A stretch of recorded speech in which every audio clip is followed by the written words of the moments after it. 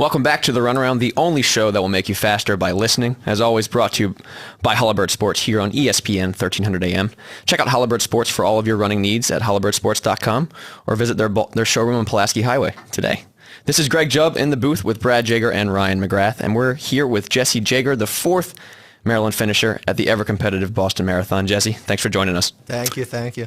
Hey, Jess, how you doing? What's new, buddy? I haven't seen you in a while. 2:48 at Boston. I mean, I knew you were planning to run under 2:30, but you have a tough run. You're a tough guy in the heat. I mean, how did it affect you mentally going into the race?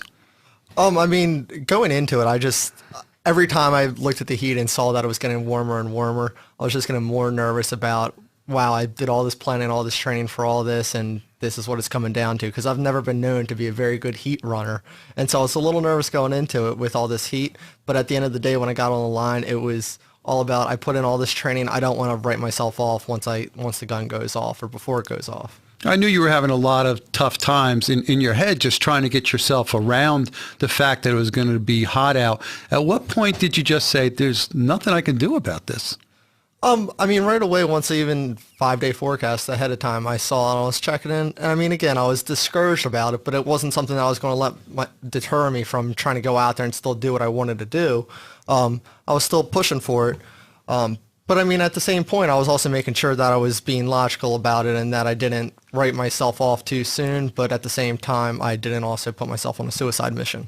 We were going through the 5K splits, watching you as the race progressed, and you started out running 5:39 for the first 5K, 5:41s for the first 10K, which you passed in about 35 minutes flat. Still doing okay, and then all of a sudden we bumped it up to about 550 miles. Did you feel yourself physically slowing down, or was it a mental thing saying, I can't do this? Pretty early on in the race, I had already decided that today wasn't going to be the day to PR, so I just kind of wrote it off right there and said, let's get to half marathon at a decent clip, and then just let's bring it in a nice, easy pace. Unfortunately, once I got to half marathon to bring it in a nice, easy pace, my body decided to just shut down completely and flop all over the place. Well, it was a good look for you on Boylston Street, because I think you ran an extra 200 meters going back and forth across the street there. So maybe you just wanted a little bit more face time in front of all the people. Yeah, if you average out all my distance I probably ran about 2:43 once the old finish line slalom. So, but Jesse, let's talk about, this is your first time doing Boston. It's a race that's so storied, if not the most storied race in America. So what's it like to actually doing that your first time? Would you recommend that to other runners who are looking to do it? Oh, it was an incredible experience. I mean, my first marathon was Marine Corps, which was, again, still a great experience. But I mean, Boston was just absolutely incredible. At a half marathon, I just wanted to walk, and I couldn't. And you couldn't because you're surrounded by a wall of people, and every 100 feet you go, you see another wall of people, and there's nothing you can do about it. And it was an incredible experience. It's a tough course. You definitely underestimate the downhills. Everyone tells you to watch out for them, but you don't trust them until you all of a sudden feel it. But it's a great experience, a great place to go, just an amazing atmosphere. Right, and you've run other pretty big races before.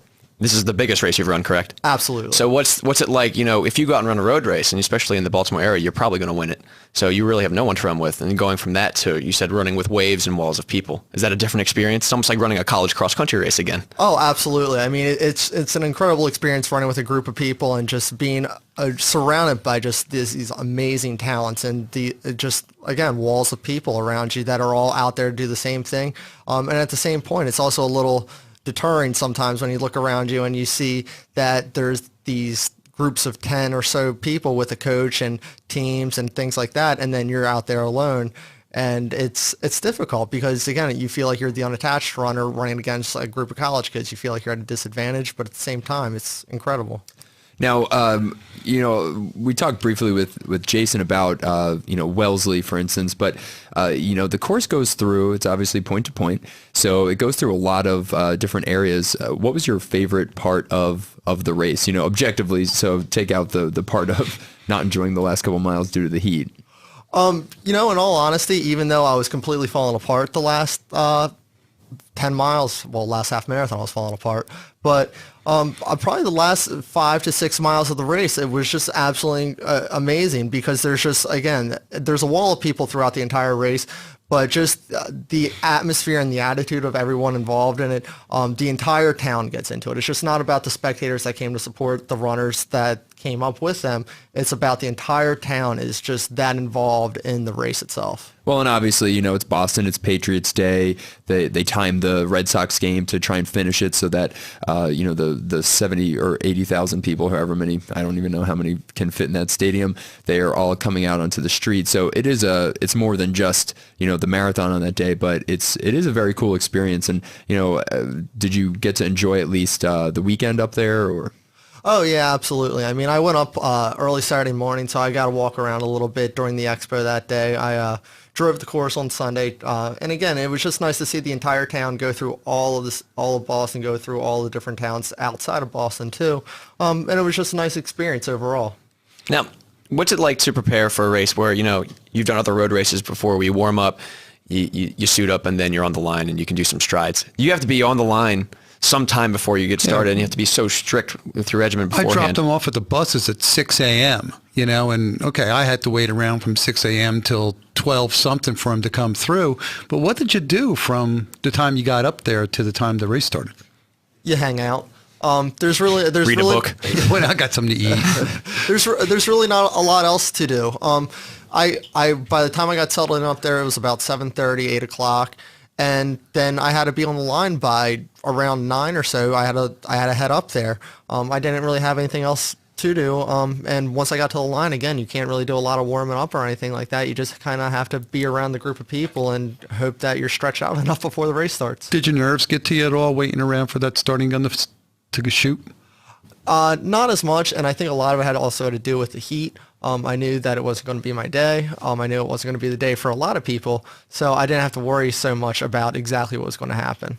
Were you surprised at the 2:48? I mean, considering how you hate the heat.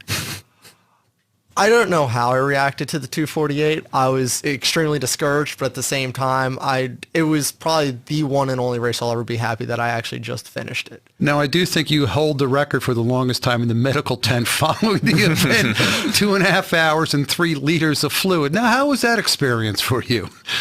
Oh, it was absolutely fantastic. I mean, again, the medical team there was just absolutely incredible with me. I mean, I thought I was going to be in and out in 5 minutes, and then all of a sudden I fell down and I have needles in me.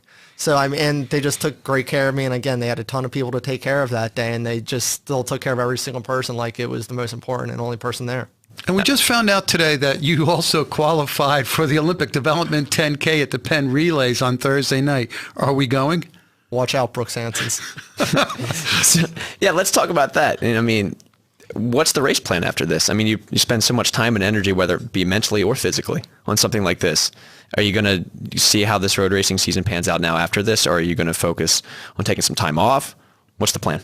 I'm going straight into getting into road racing season again. I'm not going to take much downtime. I'm going to basically take the minimal amount because, again, I did so much training for this race, and I bonked. And it's unfortunate, but at the same time, I got to take advantage of the training and where I'm at right now and keep going with it. Real quick before we wrap up, were you going to take another stab at the marathon again? Yes, absolutely. Are you going to go to another big marathon?